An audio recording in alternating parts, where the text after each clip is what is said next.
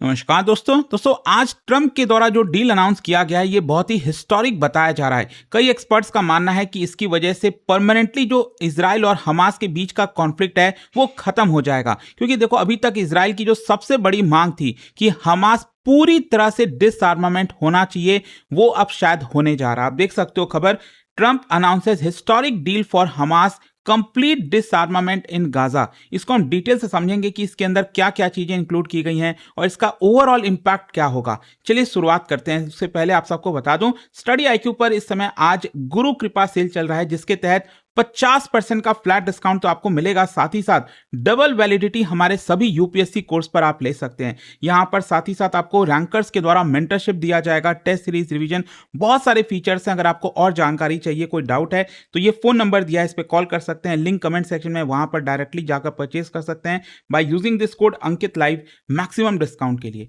चलिए शुरुआत करते हैं। सबसे पहले देखते हैं कि एग्जैक्टली हुआ क्या है। देखिए आज 31 जुलाई को डोनाल्ड ट्रंप ने अनाउंस किया दैट जो बोर्ड ऑफ पीस है, आपको याद होगा इस साल ट्रंप ने अनाउंस किया था कि बोर्ड ऑफ पीस क्रिएट किया जा रहा है ताकि इजराइल और हमास के बीच के कॉन्फ्लिक्ट को खत्म किया जा सके। इस बोर्ड ऑफ पीस के द्वारा एक नए हिस्टोरिक एग्रीमेंट पर रीच किया गया है, जिसके तहत बताया जा रहा है कि हमास का पूरा डिसआर्मामेंट होगा और बाकी के भी जो आर्म्ड ग्रुप्स हैं गाजा स्ट्रिप में वो भी डिसआर्मामेंट करेंगे। लेकिन ध्यान रखिएगा, अभी ये बस अनाउंसमेंट है, अभी ये पूरी तरह से चीजें इंप्लीमेंट नहीं हुई। क्योंकि देखो, एक तो अनाउंस करना एक अलग चीज होती है, लेकिन जमीनी स्तर पर एक्चुअल में उसको पूरी तरह से इंप्लीमेंट करना वो बहुत बड़ा चैलेंज होगा। वो सब मैं आपको बताऊंगा। पहले बात तो यह है कि ये जो अनाउंसमेंट है वो इतना सिग्निफिकेंट क्यों है। क्योंकि इजराइल हमास का कॉन्फ्लिक्ट आप देखोगे वर्ल्ड का one of the longest running conflict में से आपको देखने को मिलेगा। क्योंकि पिछले 2 दशक से आप सब जानते हो हमास पूरी तरह से गाजा स्ट्रिप पर कब्जा कर रखा है। यहां पर हमास ने पूरी तरह से उसको कंट्रोल किया है, जो कि इजराइल को पसंद नहीं आता है। और आप देख सकते हो यहां पर जो यूएस है, यूरोपियन यूनियन है, बहुत सारे जो कंट्रीज हैं, उन्होंने हमास को ऑलरेडी टेररिस्ट ऑर्गेनाइजेशन डिक्लेयर कर रखा था। अभी तक क्या था कि इजराइल हमास, मतलब आप सब जानते हैं कि जो 2022 से वॉर स्टार्ट हुआ, 2023 से सॉरी, तो वहां पर इजराइल की आर्मी एंटर कर गई थी गाजा स्ट्रिप में। तो इजराइल वहां से विड्रॉ करने के लिए अभी तक रेडी नहीं हो रहा था, क्योंकि इजराइल की जो सबसे बड़ी डिमांड थी वो ये थी कि हमास का डिसमेंटल होना चाहिए, हमास पूरी तरह से हथियार डाल देना चाहिए। लेकिन हमास का ये कहना था कि नहीं, हमें जब तक गारंटी नहीं मिलेगा कि इजरायली आर्मी यहां से विड्रॉ नहीं करेगी, हम यहां पर डिसआर्म नहीं करेंगे। तो कहीं ना कहीं पहली बार आपको देखने को मिलेगा एक ऐसा फ्रेमवर्क बनाया गया है जिसमें ये डिसआर्मामेंट, इजरायली विड्रॉल, रिकंस्ट्रक्शन और जो एक नया गवर्नेंस आने वाला है गाजा स्ट्रिप में, वो सब आपको देखने को मिलेगा। अच्छा, इसका पीछे का बैकग्राउंड समझिए। गाजा स्ट्रिप की जब हम बात करते हैं तो ये 365 स्क्वायर किलोमीटर का है, बहुत ही छोटा एरिया है, लेकिन डेंसली पॉपुलेटेड है। इसमें आप सोच के देखो, 2 मिलियन पैलेस्टीनियन इस छोटे से स्ट्रिप में यहां पर रहते हैं। एंड इजराइल और इजिप्ट दोनों के साथ बॉर्डर है। ध्यान रखिएगा, ये मेडिटेरेनियन सी है और ये वाला जो एरिया है सिनाई पेनिनसुला, ये इजिप्ट का है और ये पूरा इजराइल है ही है। और यहां पर छोटा साइज होने के बावजूद जियोपॉलिटिकल इंपॉर्टेंस इसीलिए है क्योंकि इजरायली सिक्योरिटी का concern, Palestinian nationalism, middle east geopolitics, बहुत सारी चीजें इसके अंदर आ जाती हैं। अच्छा, जब हम हमास की बात करते हैं, ध्यान रखिएगा 1987 में इसको एस्टैब्लिश किया गया था ड्यूरिंग फर्स्ट इंतिफादा। इंतिफादा का मतलब यह है कि जो हमास ने वॉर छेड़ा इजराइल के ऊपर, तो फर्स्ट, सेकेंड, थर्ड, इस तरह से आपको देखने को मिलता है। तो 1987 में फाइनली हमास बना था और इसका मेन ऑब्जेक्टिव यही था कि इजरायली ऑक्यूपेशन को रेसिस्ट किया जाए, इस्लामिक पैलेस्टीनियन स्टेट को बनाया जाए, वेलफेयर सर्विस प्रोवाइड किया जाए हमास जो पैलेस्टीनियन लोग हैं उनके लिए, साथ ही साथ आर्म्ड रेसिस्टेंस कंडक्ट किया जाए। अनलाइक पीएलओ, क्योंकि आप सब जानते हो दूसरी तरफ ये जो वेस्ट बैंक है, यहां पर पैलेस्टीनियन लिबरेशन ऑर्गेनाइजेशन देखने को मिलता है, उनके बीच में और हमास के बीच में, दोनों के बीच में भी कॉन्फ्लिक्ट है। क्योंकि 2006 में क्या हुआ था कि हमास पैलेस्टीनियन लेजिस्लेटिव इलेक्शन को जीत गया था और यहां पर जो 2007 है उसमें एक लड़ाई भी चली थी, जो हमास है और साथ ही साथ जो फतह है, जो इस समय पैलेस्टीनियन अथॉरिटी है, दोनों के बीच में। इवेंचुअली क्या होता है कि 2007 में हमास का पूरा कंट्रोल आ जाता है यहां पर गाजा स्ट्रिप में, और तब से लेकर अभी तक पिछले 2 दशकों से हमास यहां पर रूल कर रहा था। इनफैक्ट उसके बाद से आप देखोगे तो लगातार इजराइल और हमास के बीच में वॉर छिड़ी हुई है। 2008-9 में वॉर हुआ इजराइल हमास के बीच में, 2012 में, 2014 में, और मुझे तो याद है 2021 में 15 दिन का ये पूरा बहुत ही भयानक वॉर चला था। लेकिन 2023 का जो वॉर था ना, उसने पूरी तरह से चीज़ों को बदल दिया। और जैसे-जैसे आप देख रहे हो ना, बार-बार कॉन्फ्लिक्ट बढ़ता गया, इसकी वजह से डिस्ट्रक्शन भी बढ़ता गया, सिविलियन कैजुअलिटीज़ भी बढ़ती गई। लेकिन जो 2023 वाला वॉर स्टार्ट हुआ, ये 7 अक्टूबर को, ये बड़ा टर्निंग पॉइंट बताया जाता है, क्योंकि यहाँ पर हमास ने बहुत ही अनप्रेसिडेंटेड तरीके से इजराइल पर अटैक किया था। इजरायली टेरिटरी के अंदर घुसकर 1200 लोगों को मतलब उस पूरे वॉर में 1200 जो इजरायली जो नागरिक हैं वो मारे गए, और 250 लोगों को बंधक बना लिया गया था, हॉस्टेज बनाया गया था 7 अक्टूबर को जो अटैक हुआ था। और इजराइल ने तभी यहाँ पर वॉर डिक्लेयर कर दिया था पूरी तरह से हमास के ऊपर, और उसका ऑब्जेक्टिव यही था कि हमास को हम पूरी तरह से खत्म करेंगे, अपने जो हॉस्टेजेस हैं उनको रेस्क्यू करेंगे, टनल इंफ्रास्ट्रक्चर जो बनाया गया उसको खत्म कर देंगे, और इंश्योर करेंगे कि हमास वापस से कभी इजराइल को धमकी ना दे सके, थ्रेटन ना कर सके। साथ ही साथ इजराइल मिलिट्री ने रिस्पॉन्ड किया। आप देख सकते हो इजराइल ने एयर स्ट्राइक, मतलब प्रिसीजन जो स्ट्राइक होता है ना, targeted strike, command centre, rocket launchers, Hamas के टनल्स, वहां पर अटैक करना स्टार्ट किया। ग्राउंड इन्वेजन भी स्टार्ट कर दिया ताकि अर्बन एरियाज को क्लियर किया जाए, टनल नेटवर्क्स को डिसमेंटल किया जाए, हॉस्टेजेस को बचाया जाए, और नेवल ब्लॉकेड भी लगा दिया, ये जो पूरा एरिया आप देख रहे हो यहाँ पर, ताकि जो ह्यूमैनिटेरियन एड वगैरह है वो हमास तक ना पहुंच सके। तो यहाँ पर देखो सबसे बड़ा प्रॉब्लम आया इस पूरे वॉर में ह्यूमैनिटेरियन कॉन्सिक्वेंस का।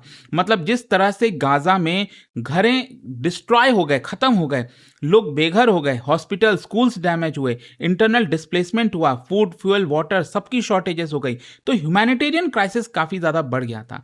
अब देखिए क्या था ना, तब से लेकर अभी तक कुछ ना कुछ बातें चल रही थी इजराइल और हमास के बीच में कि यहाँ पर सीज फायर किया जाए, लेकिन वो पूरी तरह से फेल हो गया। इजराइल का कहना था कि हमास को हम खत्म करेंगे, सभी होस्टेजेस को छुड़ाएंगे और गाजा में डीमिलिटराइजेशन करेंगे, लेकिन हमास का कहना था कि पहले हमें चाहिए कि इजराइल वहां से विड्रॉ करे, रिस्ट्रिक्शंस जो लगा हुआ है गाजा पर उसको लिफ्ट किया जाए, पैलेस्टीनियन प्रिजनर्स को छोड़ा जाए। तो दोनों के बीच में अभी तक कोई ट्रस्ट था नहीं। फिर क्या होता है, डोनाल्ड ट्रंप राष्ट्रपति बनते हैं पिछले साल, और जब वो आए तब उन्होंने 20 पॉइंट गाजा पीस फ्रेमवर्क को अनाउंस किया, और उसका मेन गोल यही था कि परमानेंट सीज फायर हो, होस्टेज रिलीज हो, प्रिजनर एक्सचेंज हो, हमास डिसआर्मामेंट हो, इजरायली विड्रॉल हो, इस तरह की चीजें देखने को मिलेंगी। और इसको इंप्लीमेंट करने के लिए 20 पॉइंट का जो गाजा पीस फ्रेमवर्क है, इसको इंप्लीमेंट करने के लिए बोर्ड ऑफ पीस बनाया गया। Board of peace US led international body है, जिसमें भारत को भी इन्वाइट किया गया था, पीएम मोदी भी को भी इन्वाइट किया गया था, लेकिन ऑब्वियस सी बात है भारत इसको ज्वाइन नहीं किया। लेकिन यहां पर जो मेन रेस्पॉन्सिबिलिटीज थी, वो जो प्रपोज किया गया उसमें यही था, सीज फायर का इंप्लीमेंटेशन, हमास का डिसआर्मामेंट। और मैं आपको बता दूं, यहां पर कई देश, चाहे भारत है, चाइना है, रशिया, उन्होंने इस बोर्ड ऑफ पीस को ज्वाइन नहीं किया था। ऑल्दो आपको याद होगा पाकिस्तान के प्राइम मिनिस्टर शहबाज शरीफ वहां पर गए थे, बहुत खिलखिला रहे थे, ऐसा लग रहा था काफी कुछ हो रहा है। तो ये सारी चीजें बैकग्राउंड में आपको देखने को मिलेंगी, और इसी बोर्ड ऑफ पीस ने आज इस नए एग्रीमेंट को अप्रूव किया है। और इसके अंदर देखो क्या है, इसके अंदर क्या क्या चीजें अप्रूव हुई हैं पहले समझिए। सबसे पहला तो सीज फायर जो ऑलमोस्ट लागू ऑलरेडी हो ही चुका है कि यहां पर हमास और इजराइल अभी अटैक एक दूसरे के ऊपर नहीं करेंगे, लेकिन अब जो यहां पर इंप्लीमेंट किया जाएगा, जो सबसे बड़ी चीज है, सबसे कंट्रोवर्शियल स्टेज है, वो है हमास का डिसआर्मेंट।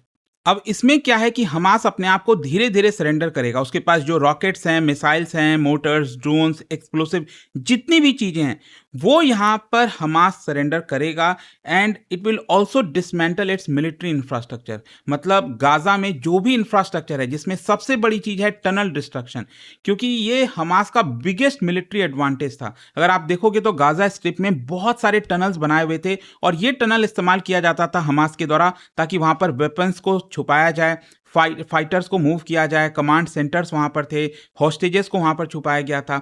तो एक प्रकार से ये बहुत बड़ा सरदर्द बन गया था इजराइल के लिए, यूएस के लिए, कि कहां कहां पर टनल है, किसी को पता भी नहीं है। तो ये टनल को डिस्ट्रॉय करना, ये सबसे हार्डेस्ट पार्ट होगा इस पूरे एग्रीमेंट का, क्योंकि हो सकता है कि हमास अभी पूरी तरह से बताएगा भी नहीं। वो क्यों बताएगा कि यहां पर टनल छुपा हुआ है? तो मे भी शायद फ्यूचर में हो सकता है शायद हमास उसका इस्तेमाल करे।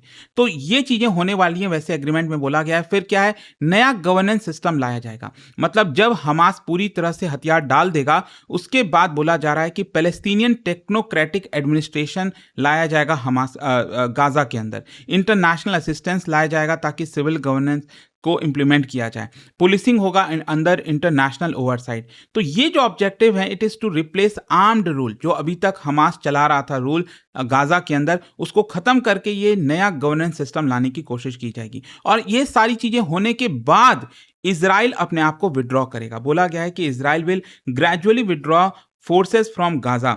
लेकिन हाँ, इजराइल ने अभी तक, ध्यान रखिएगा, फॉर्मली इसको एंडोर्स नहीं किया है, क्योंकि इजराइल बार बार ये कह रहा है कि जब तक ये चीज़ें हो नहीं जाती तब तक हम इसको सपोर्ट नहीं कर सकते। खैर, यहाँ पर एक सवाल ये भी है कि कंप्लीट डिसआर्मामेंट का मतलब क्या है। देखो, it is not just about handling few weapons. यहाँ पर रॉकेट से लेकर, मोटर से लेकर, जो छोटे वेपन्स हैं, स्नाइपर, मशीन गन, ये जितनी भी चीज़ें हैं, जितने एक्सप्लोसिव्स हैं, bomb factories, IEDs, ammunitions, drone जो कैपेबिलिटीज़ हैं, सर्विलेंस ड्रोन, ये सबको एक प्रकार से सरेंडर कर देना। मिलिट्री जो इंफ्रास्ट्रक्चर, टनल सिस्टम मैंने आपको बताया, underground command centres, weapon workshop, ये सब कुछ को सरेंडर करना ही कंप्लीट डिसआर्मामेंट कहा जाएगा, और इजराइल यही चाहता है। अच्छा, डिसआर्मामेंट इतना डिफिकल्ट क्यों है? क्योंकि ध्यान रखिएगा, हमास पिछले 20 वर्षों से इस पूरे मिलिट्री नेटवर्क को बनाया है।